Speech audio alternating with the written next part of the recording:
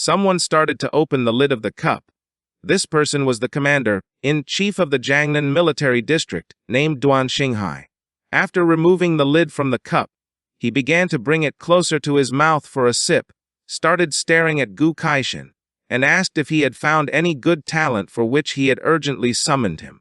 In front of him was Gu Kaishan, who closed his eyes, extended his hand towards the sky, used an ability called Forbidden Listening, and while his hand was surrounded by powerful energy, he concentrated. Duan Xinghai started to look at him and remained silent. Gu Kaishan's energy began to advance towards the sky and started to create a barrier around the area. Once the barrier was successfully created, both went to another room, sat down to have a cup of tea and chat a bit.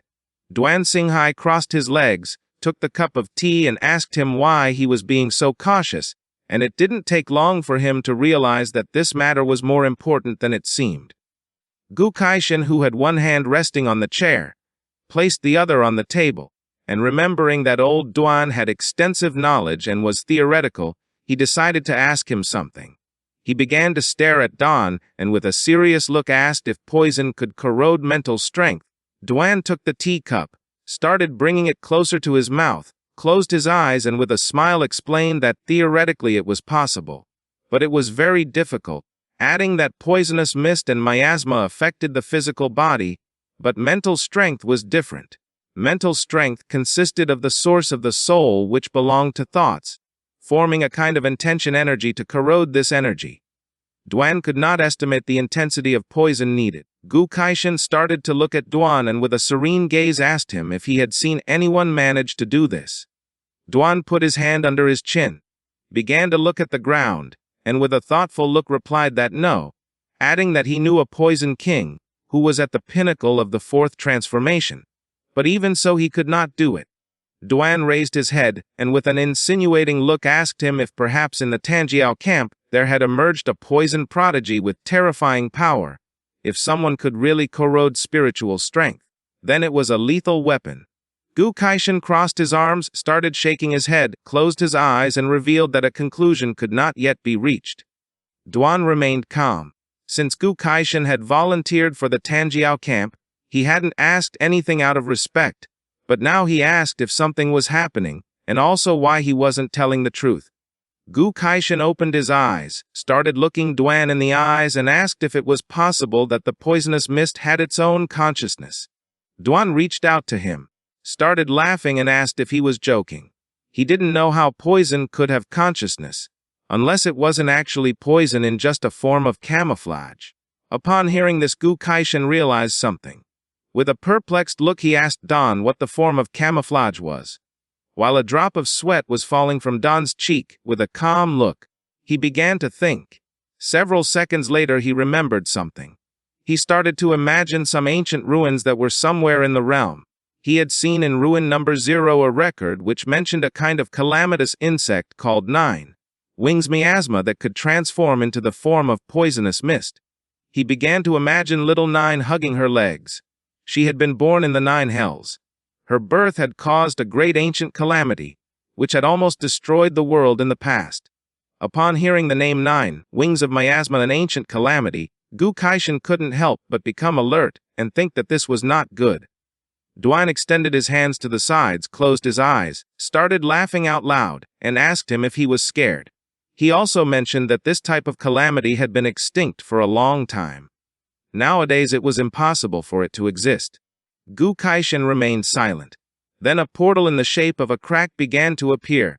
He got up from the chair, turned his back on him, and while he was walking towards the portal, he no longer had any doubt that Duan was the chief commander since he could explain everything reasonably.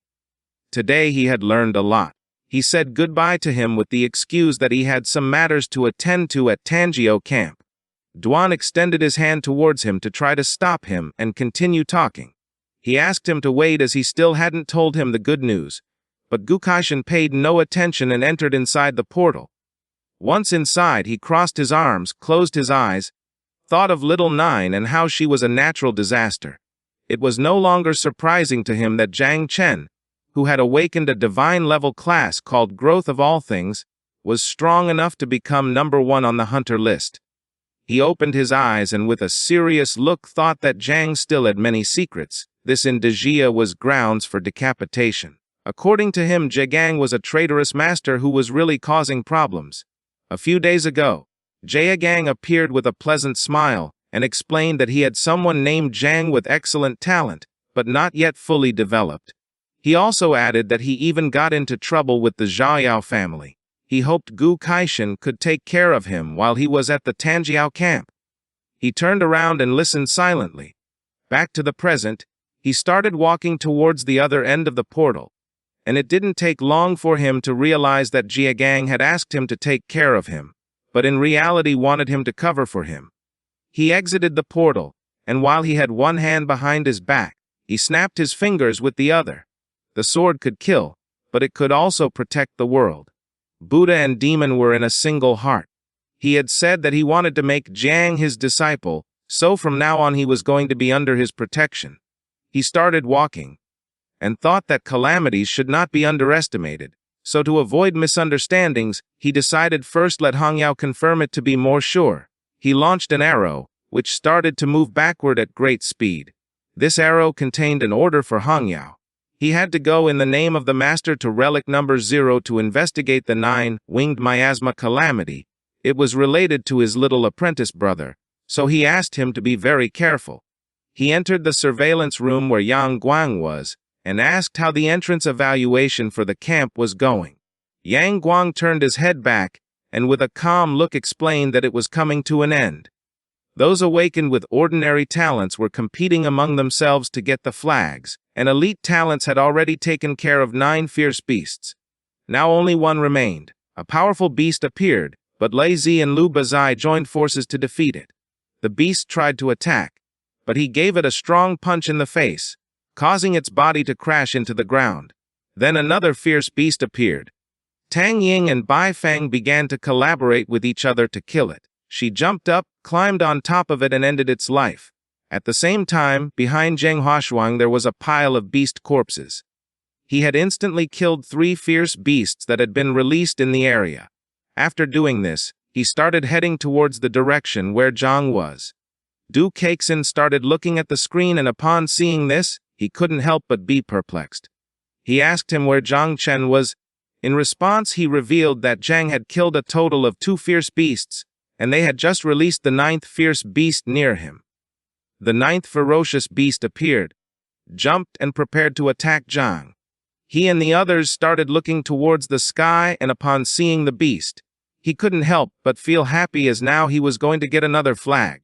As the beast was slowly approaching, Zhang extended his hand, and while his eyes were shining, he began to smile and told Little Nine that it was time to eat again. Just before the beast could approach and attack, Zhang extended his hand towards it, releasing Little Nine's poisonous mist in the process, which quickly started advancing. Little Nine manifested, and without much effort began to devour the beast. Thanks to this, he obtained 2,000 devouring value. The body of the beast fell to the ground, and Little Nine slowly began to devour it. Zhang, who was standing beside, simply remained silent. While Little Nine was devouring the beast, she ascended from level 21 to level 22, and upon doing so, she couldn't help but start smiling. Upon seeing that she had leveled up, Zhang couldn't help but start smiling with joy. His joy didn't last long as a fist made of spiritual energy appeared in the sky, and began to descend towards them. They looked up and upon seeing this, went on alert. Nohankui drew her 2 daggers, adopted a defensive stance, and with an alert look she revealed to Zhang that someone had launched a surprise attack on them. Luo Sando decided not to stand idly by. With a determined look, she extended her hand towards the attack and used the skill called Earth Protection Shield, causing a powerful green shield to appear around them. Zhang extended his hand towards the attack, and upon looking a little more closely he soon realized that this fist style was Wushwang's. The energy of Wushwang's fist began to impact against Luo Sando's shield, causing it to gradually start breaking. Her shield didn't last long, and in a matter of seconds it shattered into pieces. Due to the difference in strength, she and Nahankui were sent flying backward and started bleeding from their mouths. Zhang was the only one left standing. He adopted an offensive stance, and with a look full of determination, he decided it was time to counterattack. Just before Wushuang's fist could reach him, Zhang extended his hand towards the fist, releasing Little Nine's poisonous mist which began to halt the attack. Several seconds later, Zhang's body was sent flying backward. He firmly planted his feet on the ground to stop his moving body and put his hand in front of his face to block any other surprise attack. Little Nine's poisonous mist was so powerful that all that remained of Wushuang's attack was a curtain of smoke. Once the curtain of smoke began to disappear, Wushuang appeared, while his body was surrounded by a powerful energy. He clenched his fist and with a suffocating look began to approach Zhang. Seeing that even his poison could devour the wind from his fists, it was no wonder that geniuses called Zhang the demon of poison. The body of Mu Hankui fell to the ground behind Zhang. While the smoke curtain was disappearing, he put his hand near his face, started looking at Wushuang, and thought that it was not in vain that he was called the third genius of Daxia, praising him by saying that his punch also had quite a bit of strength. Zhang clenched his fist tightly, causing it to start releasing poisonous mist. With a smile, he asked him if he had come to compete with him for the fierce beast. He extended his hand to one side and prepared to defend himself. Wushuang began walking towards him, started laughing and revealed to him that he knew this fierce beast had been poisoned by him and all that remained now was its corpse. So there was nothing left to steal. Upon hearing this, Zhang's expression changed. With a serious look, he asked him what he meant by this. Wushuang clenched his fist with his palm, and while his body was surrounded by a red energy, he began to smile, and with an arrogant look asked Zhang not to misunderstand him as in reality he was just curious and wanted to get to know. This is the end of the video. If you guys want to see the next part,